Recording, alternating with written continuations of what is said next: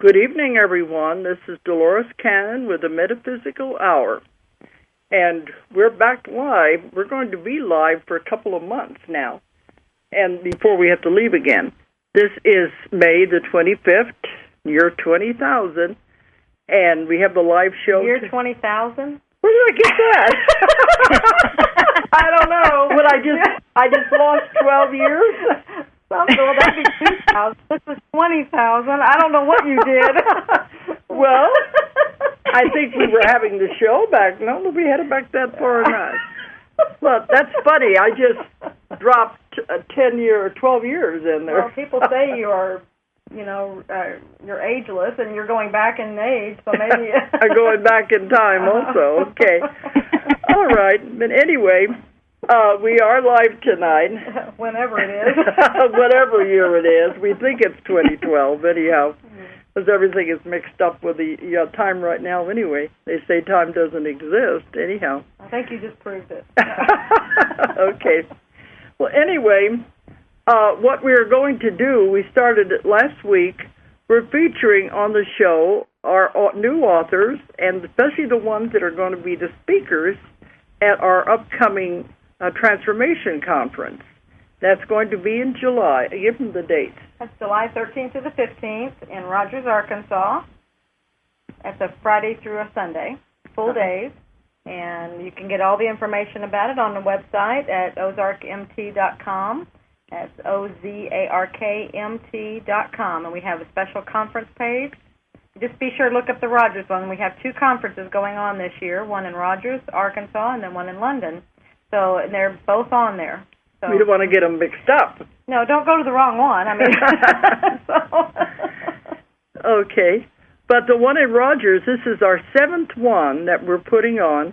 And when we started it 7 years ago, it was mostly to feature the new authors, because they give them a chance to speak before public, because a lot of them had never done any public speaking before. And so that was the intention, but we also have other keynote speakers, too. So we are featuring the upcoming authors and the upcoming speakers. Every year we use our new one. So tonight we have another one of our new authors, and she's also going to be speaking at the conference. Her name is Victoria Pendragon. But before we bring her on, I want to give out the toll-free number if anybody wants to call in. The number is 1-888-627-6008. 888-627-6008. And we have found that number it's good all over the world, I think, because this show does reach into the four corners of the earth. We found that out. Yes, it does. Because we're traveling in these countries, they all say, oh, we listen to this every Friday night. It's amazing, the wonders of electronics. But Victoria is on the line with us. Victoria, are you there? I am, Dolores. I didn't want you to leave. Okay. Where are you speaking from? West Virginia, United States of America. Virginia, okay. So you're an hour ahead of us here. Yes, it's 8 o'clock here. Okay. Yeah, some people that listen, though, it's the middle of night in these other countries. Right. Okay. And Victoria has written a new book, and it's just now coming out.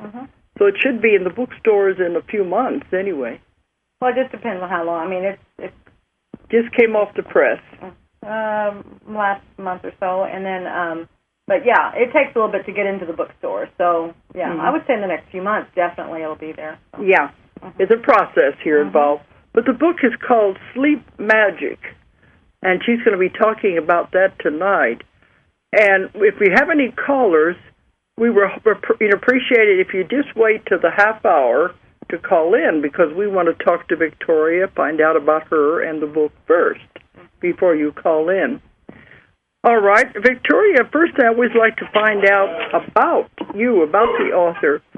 Tell everybody about yourself and how this book came about, because I know you have some very strange things that happened to you in your life. So let's fill people in about your life. Okay, I'll try and do that in a nutshell. It's complicated. I have written actually a book about my life called My 3 Years as a Tree, and that's I don't even know how to say it. In a nutshell, as a child, I as a gift, the result of sexual abuse, I went into the earth and up into the trees. And so from about the age of 5 on, I had a very different outlook on the world than most people, and felt that I was educated by the trees very much, and grew to understand my own truth as being very important to me, because around me I was surrounded with lies about everything and told to lie about things. So I started off with this, but it left me with many, many gifts, and primarily this gift of being very, very aware of what was going on inside of me. Like many people who experience severe abuse, I, repressed that and put it deep, deep, deep inside me. Lived a very troubled youth and teenage years, and well into my 20s and 30s, I was still behaving very badly, acting out a lot. And by the time I reached my 40s, I had entered a second marriage, trying to make that work. I had lost my children when I was divorced the first time. I was feeling kind of a shambles, and then I got a disease called progressive systemic sclerosis, which is also known as scleroderma. There is no cure for scleroderma. It is fatal, and the doctors gave me 6 months to live because mine was advancing so rapidly. As a result of whatever it is, again, there's always been something inside me that has kept me up, has pushed me on. 4 years before I got the disease, I became obsessed almost with the mind-body connection and began absorbing, reading anything I could get my hands on. I created a file. I was collecting all the stuff on healing, and all the time asking myself, why? I wasn't sick. Nothing was wrong. In fact, I had been quite a healthy person until that time. So when the disease struck and I was given effectively a death sentence, I first got angry because I felt that I had led a life. I mean, it wasn't a happy life. It wasn't a life where you could say that I had been a very good person, but I had done the best I could do. I had been really hard trying just to be alive. So I was angry, and that took a few months to subside. Every morning, all my life, I'd always gotten up with the sun and thank God for another day, no matter what was going on in it. So when I was struck with this disease, I was devastated and mad. And what happened when I got out of the anger phase was that I thought to myself, well, wait a minute. You just spent 4 years reading everything you could get your hands on about this mind-body connection. There's a reason this happened. And with that, my focus changed very much. And I began to take an active part in what was going on. I began reaching out for things. I began looking at my diet. I began anything I could do, I began to do, including opening up to some people that were showing up like magic with suggestions, ideas, try this, try that, just gifts from the universe. And one of those gifts was a woman, therapist, Gestalt therapist, who asked the question that probably turned everything around inside me at a level of which I was not aware at the time. I was I thought she was a shiatsu therapist. Well, she was a shiatsu therapist. One of my dearest, oldest friends had said, "You must go to this woman. She's magical." And I went off, and she was I thought interviewing me for my shiatsu therapy, and it was going on and on. It was like 45 minutes and an hour, and I thought, well, this is the strangest thing. I've never had such an interview, for a massage. And I hadn't read the thing on the wall that said she was a Gestalt therapist. But she finally asked me about my relationship with my father. And I said that he had hurt me, which was as much as I knew at the time consciously. And I said that I would rather die than be hurt that way again. And so I had refused to fall in love with anyone because I had been in love with my father. And she, yes, the is right. She said, "Did you hear what you just said?" Be careful what you say. Well, unconsciously we often say things just off the top of our heads. And I had said the thing. And that was a revelation. And we worked together for some months, trading back and forth, because, I forgot to mention, right around the time I got diagnosed, I also went bankrupt. So I was trading her my art, because I'm an artist and a writer, and I was trading her work for what she was doing. And ultimately, she came across a spot one day when she was working, and she said, I only ever encounter this in people who've experienced sexual abuse.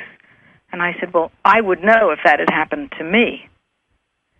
And about 2 days later, I called her on the phone, and I said, I think I've gone as far as I can go with you. I think we're done.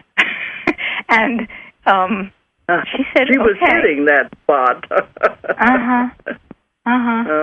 And but she had hooked me up with some other people, some Native American people. So I had been going to sweat lodges and things like that, and I met other people that opened my eyes to the fact that I had been doing shamanic journeying my whole life without understanding that I'd been doing it. And I had power animals, and I didn't really know they were power animals, that sort of thing. And at about that time, I had decided that this is so, I don't know how to say this. It's not really arrogant, but it's so simple-minded. I had developed, I thought, something radically new and different, which was that in order to avoid feeling the intense pain, the pain of this disease was really unbearable. I couldn't even imagine. Even now, I can't possibly remember what it was like. But at the time, I had 2 children, natural childbirth. I'd never experienced pain like this. As your body turns into scar tissue, and it was, bending up and crippling, the pain was horrifying. In order to overcome that, I invented mindfulness. At least that was as much as I knew. I found out later, of course, that the Buddhists had come up with this centuries before. But to me, that was nothing brand new, is it? Well, I thought I would share my gift with a group that was just my luck opening up right in the next town to mine for people who were in chronic pain. And I thought, well, I'm in chronic pain, and I do this thing now, and it helps me, and maybe I can help other people by introducing them to this thing that I do. And so I went off to the chronic pain group, and as it turned out, one of the people on the board of the chronic pain group was one of the doctors at the hospital where the meetings were held. And he came up to me after the meeting and after my introducing myself and saying, this is why I'm here, sort of thing. And he said, I have a patient with scleroderma, and scleroderma is the short name for progressive systemic sclerosis. And he said he is involved in a program at this hospital in Philadelphia, and he said people die so much that there are always openings in the program, and maybe you would like to go. I will write you a recommendation. So he wrote me a recommendation, and I went to the program, and as it turned out, they had no room at the time. But as the previous doctor had said, people die, and so I eventually got in a few months later. And they gave me this odd treatment called Extracorporeal Photophoresis, and it didn't work on most everybody. People were dying, and it worked on me. And within 1 month's time, right where they had put the needles into my arms to do this treatment, it's a very strange treatment. I can describe it later if you like. But right where they put the needles in, my skin was so hard, like leather. It took them 4 hours to get the needles in. But within 2 weeks after the first treatment, the skin, just where they were going to put the needles in, only there, was normal. So I decided to stay, because I had considered not staying. I was already in enough pain that I didn't need to have somebody spend 4 hours putting needles in my arms.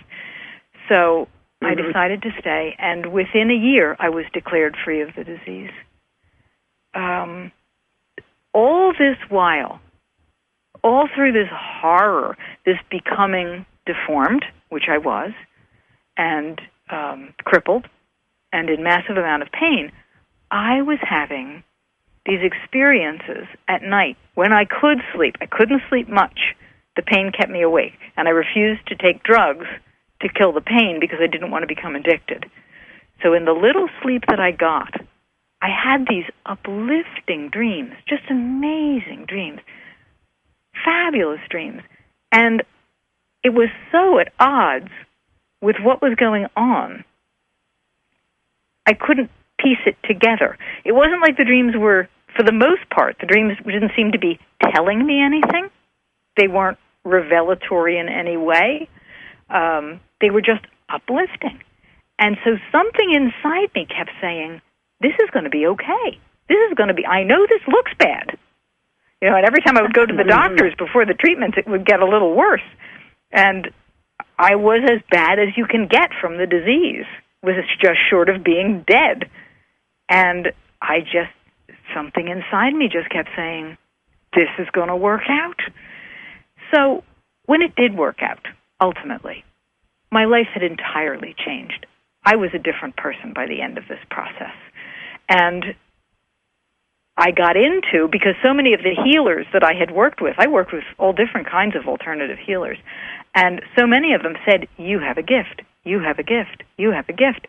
Well, I got better. I didn't want to hear about a gift. I didn't want to hear about helping anybody. I was just so happy to be alive.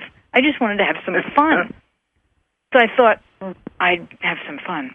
But as luck would have it, a being appeared to me in my room one day while I was doing yoga and said, now you must go help other people.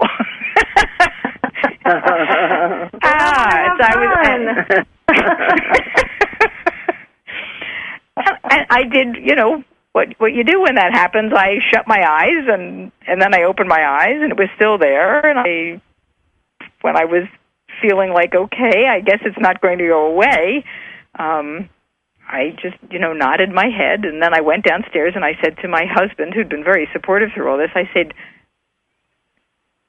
an embodiment of the light, which is what the being called itself, has just appeared to me and told me I need to help other people. And he said, well, then that's what you need to do. Yeah. Well, I didn't know if I could just hang up a sign on my house and say, come here, I'll help you. I didn't know what to do. Yeah, and she said, I help people, come inside. Yeah, exactly. Good energy at my house. So I ultimately thought, well, you know what I'll do? I'll do what some of these other people I'd worked with did. I went out, I learned how to do Reiki and things like that. And nagging at me the whole time. I did. I went up, I became a Reiki Master. I had another angelic experience that brought energy into that. It was one sort of supernatural, amazing thing after another here for a couple of years. And I became very frustrated, though, when people came to me for healing, because I wanted them to be able to have the same kind of miracles happen that I had had happen. And I knew that when they came to me, they were getting good stuff. But I also knew that most of them, not all of them, but most of them were coming to me to feel better and not embracing their own healing in the way that I had embraced mine, which is to say, I'm going to take an active part in this, and I'm going to do this, and I'm going to do that. And so I thought, I need to figure out. Yeah, because a lot of people want everybody to fix them, and they're not realizing they can do it themselves. Yes, yes, and that, in fact, to a certain degree, I think, and I never say I know anything, but I posit that everyone gets well to the degree that they're willing to take responsibility to get well. Yeah. Mm-hmm. So totally agree. I was very frustrated because I thought these wonderful things were happening for me, inside me, while I was sick and dying, and I got well. How can I make that happen? How can I get people to see? And I was just so stuck. I couldn't figure out how I could open people's eyes to this. Well, one day I had a client, and she was there, and her name was Victoria. And her past history was about as traumatic as mine had been. And I thought, okay, here I am, energetically, working on myself. Mm-hmm. And when she left, because she was one of these people who didn't seem to be able to embrace it herself, she just kept coming to me and coming to me, and feeling better when she left. But then she would feel bad again within days. I threw my hands up to the universe, and I said, God, please send me someone who can teach me what I need to learn. Well, you know what happened. Uh-huh. They answer. Yeah. Within 2 weeks, I was invited to a presentation that a friend of mine was giving at her house. And I sat at the presentation. I sat next to a man whose energy was remarkable. I could not feel a thing coming off this man. Not a thing. I sense energy really strongly, always have. It's one of the gifts that I got as a child. I can tell from people when they're near. Nothing. It was like a zero. And I thought, what a strange man. And I never really got to meet him. He was very quiet. He kind of pulled away from the group. He let the people that were presenting have the stage, and he left when it was over. 2 weeks later, a man that I knew in the healing field called me up and he said, I'm going to a presentation tonight with this man. You may have met him. He was at the last presentation that we went to. And I said, well, I don't know. I don't recognize his name. I went. It was the guy. It was the Zero Man. And he was doing the presentation. His name was Louis Caracciola. And he owned a vineyard. And he was he had learned neuro-linguistic stuff and neuro-linguistic programming, I guess you call it. And he had hung out with some, is that it? Yes, that's He had hung out with some very interesting people in his life. Very interesting people like Terence McKenna and folks who were kind of on the cutting edge of a lot of mind-altering research. And I sat down to listen to this man talk.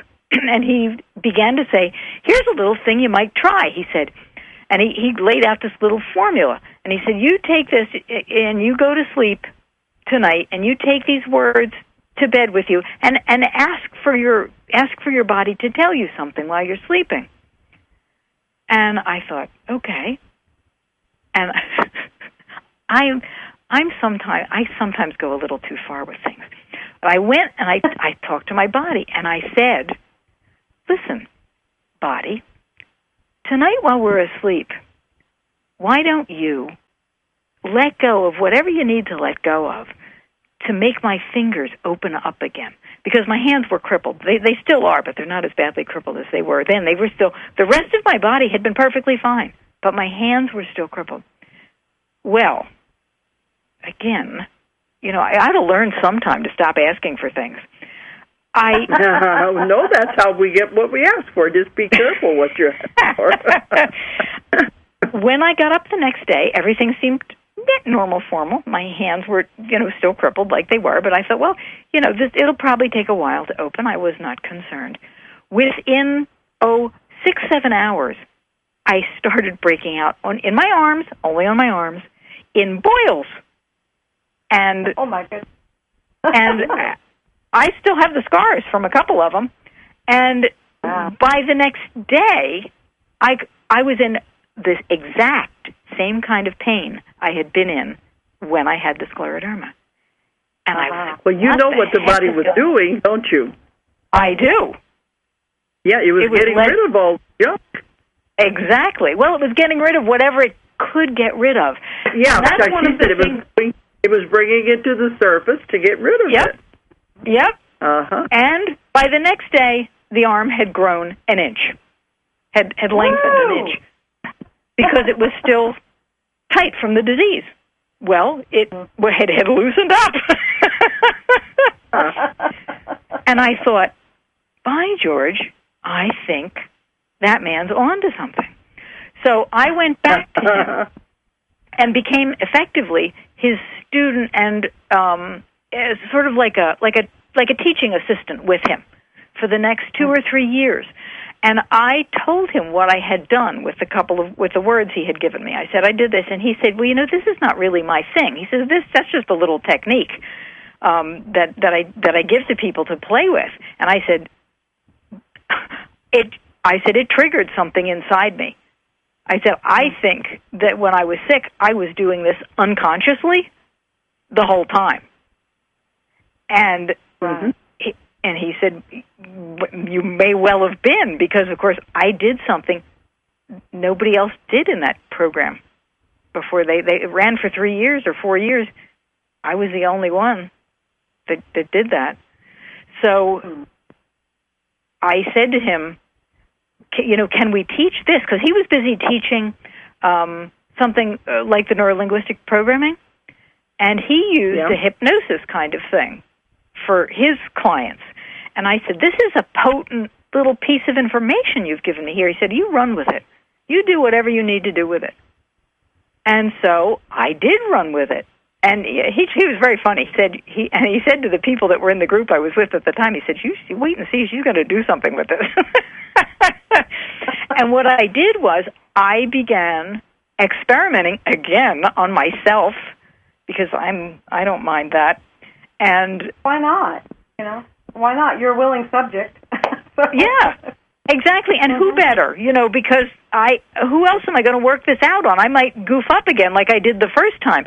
What I learned was that I had to be gentle with the body, that bodies like to change more slowly. You can change your mind pretty quickly. You can't change your body really quickly. And I learned all kinds of things and began to utilize all the studying I had done since the disease, because I had gone and gotten a Doctor of Divinity degree. I had become an ordained minister. I had studied spiritual counseling. I began integrating all those kinds of disciplines into the technique in order to have it go really deep. And I began asking my active clients, how would you like to try this? How would you like to try that? And I ended up with quite a lot of guinea pigs after myself, and the results were becoming fabulous. I had people, one woman, she said to me, I've been through 20 years of therapy. She said, I got farther in 1 year with the sleep magic than I did in 20 years of therapy. And I got comments like that over and over again. And in my own life, Victoria, would you explain what sleep magic is? Explain how it works. You've been talking some about it, but let's explain the technique that you've developed and wrote about in the book. Okay. It is a technique by which you address the body lovingly. And you can actually do this. I call it sleep magic because it happens while you're asleep. But you can do it anytime during the day because your body remembers everything. That's the reason people have trouble in life, because their bodies remember everything. Their bodies remember everything. Their minds don't, but their bodies do. So what the technique does, and what I teach people to do, is I teach them to use their own life experiences on a day-to-day basis to provide the information that they will use to create what I call assignments in the book for their body. And they only do one assignment a day because the body gets harassed enough in its lifetime without us harassing it more, I figure. And the assignments effectively create a space for the body, first of gratitude. I have people be really grateful to their bodies for everything and anything. And then to consciously allow the body to relax, and it begins, of course, by first things you do when you start working with your body is you say, hey, body, we're going to have a new relationship now. We're going to work together in a way we've never worked together before. Okay. And the whole thing, the grounds for this is love. It's love of your body. This body that most people don't respect nearly enough for what it does. It is an amazing, amazing thing. And so the technique is dependent upon that love. The technique is dependent upon the caring that you put into your little assignments. And then when you have determined what it is that you're going to work on from the day, let's say, and you might not think much of this, but it means something. Let's say you went to the store and you were trying to get help with something. You needed to find something and you couldn't find it. And people were ignoring you. Nobody was helping you. And this is an important thing you wanted. Maybe it was some kind of medication or something. Or you had some really amazing event you had to go to and you wanted the perfect outfit, something important. And nobody was helping you. So you might base your assignment that night on what had happened to you in the store, because you didn't feel good when that happened, probably. You felt ignored. You may have felt as though someone was judging you. There are any number of feelings you could have, and feelings are the key to this technique because feelings are the language of the body. So you're going to talk to the body in its own language with these feelings, and you might say to the body, I know how we felt. We felt just terribly judged at the store today because no one was helping us. And I know that you, my body, you know why that is. Now, the reason you say that is because as children, we are programmed. We are programmed unconsciously. We are programmed subconsciously. Because until we are really older than 7 years old, we have no capacity, no mental capacity to filter things out. It's just not there. Uh-huh. So we take in at an unconscious level. I'm sorry? I said it's like a sponge. It absorbs. Exactly. Exactly. And we absorb things we have no idea about. We absorb when we're in utero. Absolutely. We have no idea of all that stuff. The body, on the other hand, has every idea. It knows everything. And it's all these things that we've absorbed that lie behind the things that we're dissatisfied with in our life, the things that hurt us, the situations we step into that we wish we could step out of. The body has all that information. And the body, if you treat it well, and you treat it gently, and you give it permission to, will let go of it. And what I discovered along the way in my guinea pig days with it myself was that you also have to give it something that it can fill up the empty space with. You can't just keep letting go and letting go and letting go. Otherwise, it's like a balloon going out of air. Mm-hmm. You need to fill up. And so in the book, I actually provide lists of, here are the bad feelings. here are the good feelings, so you can see what you can let go of, and then you can see what you can fill up with. Okay, yeah, that's feeling, a good idea. It works like a charm, and it's magic. Like magic, sleep magic. She said like magic. And it feels like magic too, because it's not hard work. It takes maybe a minute or two a day. Now, it does unfold over time, because I would say that I reap benefits of doing it on myself daily. In about 3 years, it had completely changed my life. Completely changed my life. And I was dedicated. But now you have to remember, too, that I had a background of abuse that was not like most people's. I mean, as a child, I can't even count. The number of times I was abused is countless, and by the numbers of people that I was abused by. My grandfather had sold both my sister and I for sex, and we were used multiple times in a night. And then my father later incested me. So there was a lot of abuse.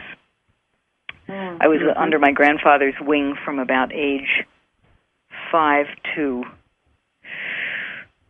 maybe 8 or 9.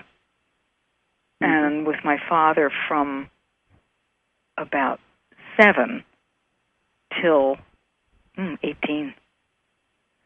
So it was a lot. So it took me a lot, and I still will have things bubble up sometimes. But I have a life at this point that is blessed. It is remarkable. It's amazing. People. I realized in the kind of clarity that I have now, and in the kind of beauty that I generally live with, that life doesn't have to be filled with unpleasantness, with rude people at cash registers, or people bumping into your car and yelling at you. Those things, they don't have to happen. No. They just don't have to happen. And the most amazing miracle yes, but Victoria, you can see why you repressed all of those memories and buried them. That's a way of surviving. That's the way a child survives. They have to bury it and forget about it. Yes. And that's why it comes back later to haunt you, but sometimes people don't even remember what has happened.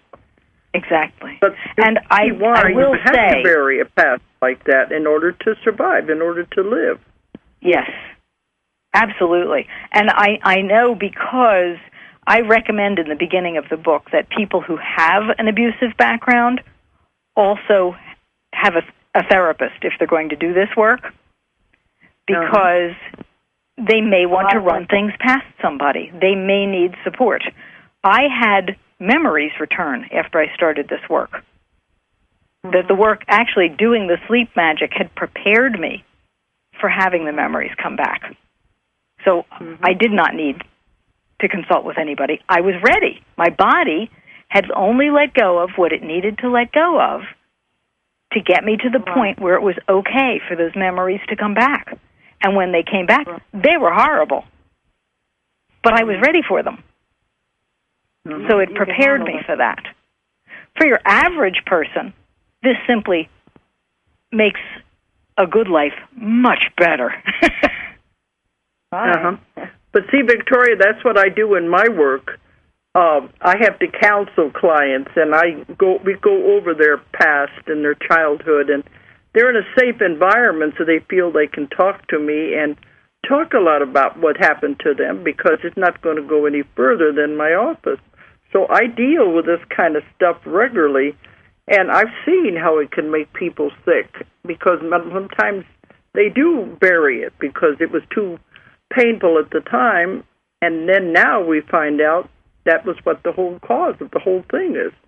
So I deal with this on a regular basis, and it isn't pleasant to uncover those things. But the main thing is they can deal with it, and then they do get well then. Yes. Yes, I guess ultimately it simply has to come up and out some way. Yeah. Mm-hmm. Or it finds another way. It makes you sick, and you don't want it to come out in that way. Well, and learn from it. I mean, it's there for a reason, and learn from it, love it, embrace it for what it's there to teach you, and that's part of it coming through.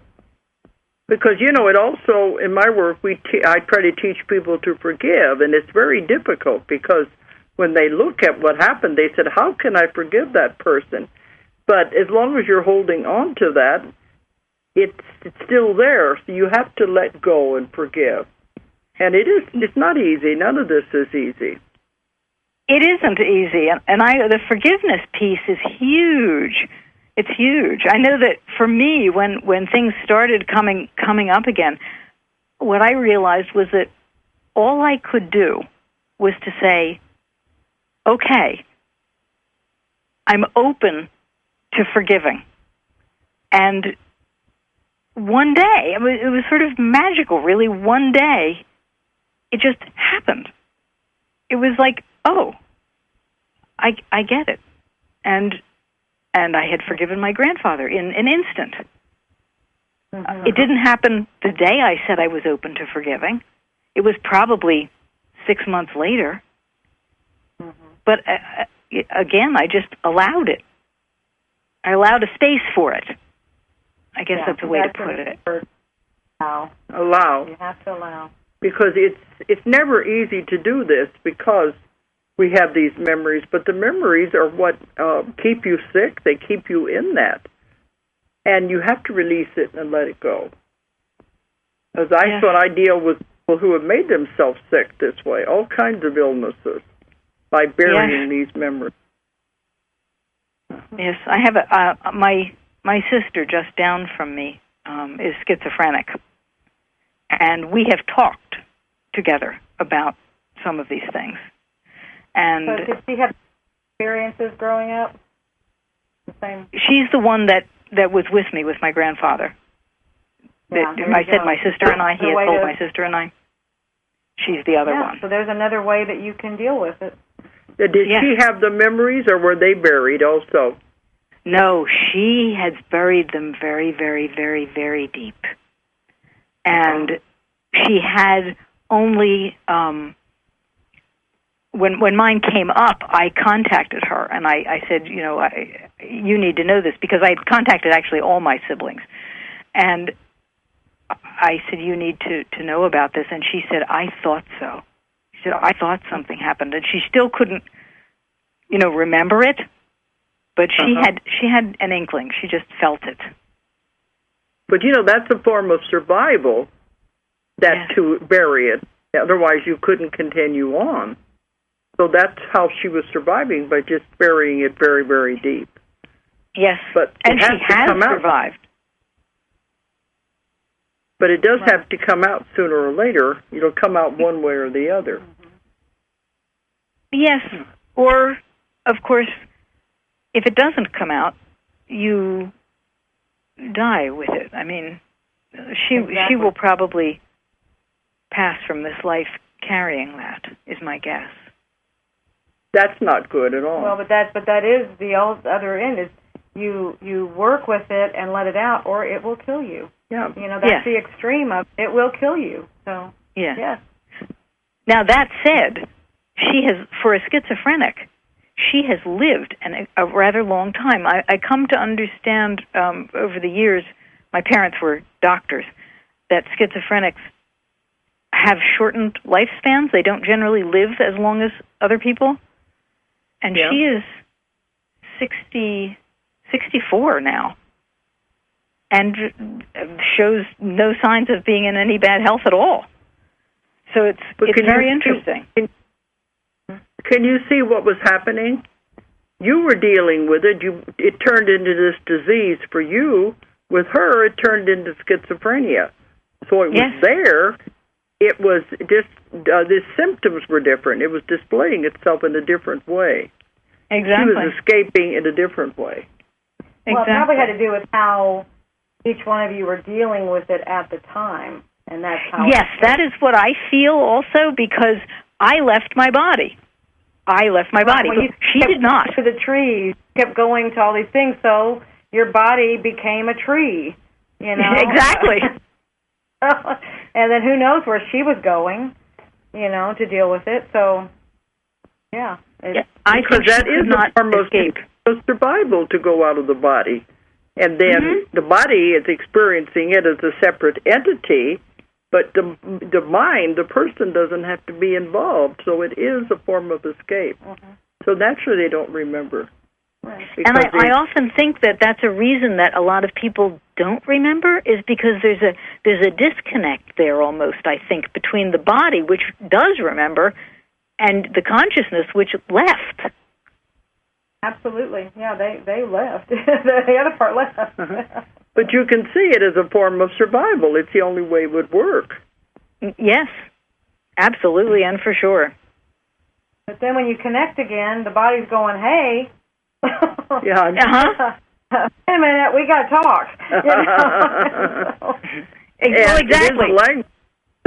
The body's trying to tell you things with the language. It's the only way it knows how. And most people don't even understand what it's trying to say, what it's trying to tell you. Yes. And I do talk in Sleep Magic. I talk about that, about the language of feelings, because it is such a different thing than the language of the mind. Once we try to figure a feeling out, we've lost the feeling. Right. You analyze it to death, you mean? Exactly. Yep, that's it. Mm-hmm. So that is again part of what I keep reiterating over and over again in the book is, how do you feel? How do you feel when you wake up in the morning after you've taken an assignment in? How do you feel? Because that's key, how you feel. And it's right. very difficult for a lot of people to get out of their heads and into their feelings. Absolutely. And I've been told that that's our indicators for everything. Is that's why we have to go to that part. Is, like you said, get out of the head. And from, it's like, and that's part of our movement now, is to do everything by an emotional gauge. So, like you said, how do you feel about that? That's going to tell you which direction you want to move now. So. Yes. Yes, that's very, very, anyway, very true. Your technique is to put the person more in touch with their inner feelings and how it relates to their body? Well, how it relates to their life. Their life. To their life, yeah. And to be aware that, for instance, when something happens, you can have a variety of feelings from it. Like I said, when you go to the store and you're ignored by the person in the store, you can feel many different ways as a result of that. Anger could even be one. Yeah. So when we realize we're very complex beings at a feeling level. Absolutely. And we think just because we have ever how many words we have for feelings that we can identify them. Sometimes we can't even identify them. Right. Mm-hmm. Because they're I so was noticing in the book, too, we just came back a week or so ago from a seminar that I put on in L.A. about creating your reality. And we talked about affirmations, but in your book you say you can have an affirmation like, I will become a millionaire by selling certain products. But you said if you don't deal with these other things, the affirmation is not going to work. Because it goes back to where you were treated as a child and as you were growing up. Do you want to explain that? Because people say they just keep repeating the affirmation. That's supposed to create what they want, which is a good idea. But you said there's other things that hold them back, didn't you? And it's all the things that they don't know. It's all the internal programming from childhood. That specific concept of, let's say somebody says I'm going to make $1 million. They usually have a setup for affirmations, and it's always in the affirmative, and it's always a statement of action. So I am going to make $1 million this year selling computers, or something like that. And the issue with that is a mental statement, and your body, your feelings, your body has to support that information. If it doesn't, you create a conflict instead. Let's say that when you were a child, maybe 1 to 4 years old, your parents were having tremendous financial difficulties, and all you heard around you all the time was how impossible it is for anybody to get ahead in the world, how a regular person just can't make enough money to live. You may have heard countless things that are all in your programming. They got in there on a daily basis or a weekly basis and are part of you. And here you are programming. Saying, yes. And Julia said there may be resentment about people who do have money. Yeah. So those are all that you don't even realize is there. Mm-hmm. Yes, and of course you know if you resent something, you're never going to get it. Absolutely, you're going to resist it. Yes, that was one of the many things I dealt with in earlier was that I despised people with money because I knew what had happened to me as a child, and I knew that was people with money who had done that. They had yeah. And I thought money was evil because people did evil things with it. Yeah, you set up a judgment very early on that way. Exactly. And that had to be overcome before I could get anywhere, really. I was bound to encounter nothing but nothing until I got past that. And heartbreak and crumbling of all your plans and everything. But now it's time now, because now everything is turned around and you're on the upswing, aren't you? Yes, ma'am. Yes, it's been look beautiful. How much you can help people because of that whole experience. I mean, because you went through the trenches. You were in the deepest trenches. And so you can relate to anybody. Well, I think that most people who help people have learned that in some way by overcoming something. Something. That's right. I think the very best teachers have. That way you can see there was a lesson in what you were experiencing. It's not a good lesson, but it was a lesson that you could use in your life as you grow older to help people. It was a gift. These are gifts. Yeah, they are. They're wrapped funny sometimes, but... I look back at it, I think in an easier way. I think of it in retrospect as an initiation. Oh, that's good, yeah. Initiations are rarely pleasant. Yeah. That's a better word? That's a better feeling than I'm being tested or I'm being... that's good. Initiated. You definitely don't want punished. We a lot of times we go to punished, but it's not punishment. We feel that way, but initiation. I mean, I always knew when things were... They always said, whatever doesn't, one of the sayings, it doesn't kill you, it makes you stronger. Or, yes. And sometimes if you're not being, what was one of the things? You're being prepared. Yeah. And I used to think, what on earth am I being prepared for? So an initiation is a better term because it's getting you ready for the big job that you have to do. Yeah. So in that way, it makes it a little easier to forgive because they were teaching you a very valuable lesson, even though it was very difficult and hard. You can use it now. The ones who don't use it, ones that are, they're not using what they could, but their knowledge. Well, in time, that's just where in time, hopefully they get it, but that's why they presented it to themselves, so they can learn from it if they look at it that way. Right. Well, Victoria, we're coming up to the top of the hour. The hour has gone very fast. Oh, wow, Let's tell people, if they want to contact you, how do you want them to do it? Well, email is always the best way to contact me.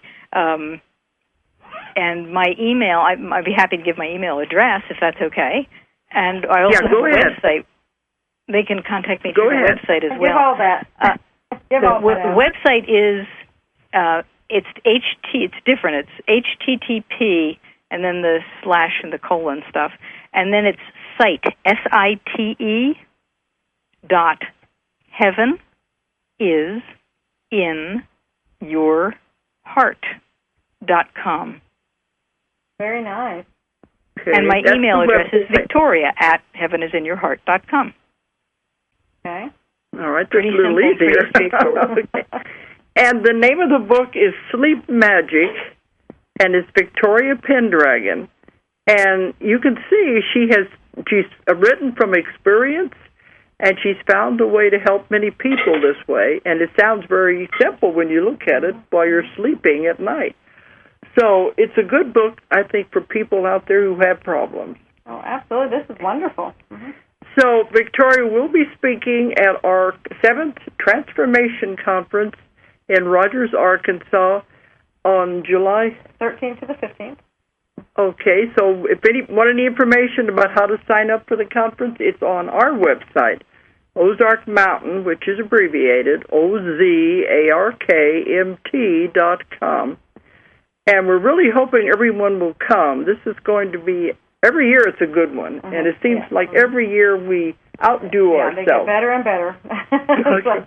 But Victoria, I thank you for coming on tonight. I think this has been a very valuable message. Well, thank you so much for having me, Dolores. I so much appreciate it. Okay, and we'll be seeing you before long. I can't wait. Okay, well, then thanks everyone for tuning in tonight, and good night, everyone. If you enjoyed the show, check out more of our other videos, and be sure to subscribe and click the like button. Thank you for listening to the Metaphysical Hour with Dolores Cannon.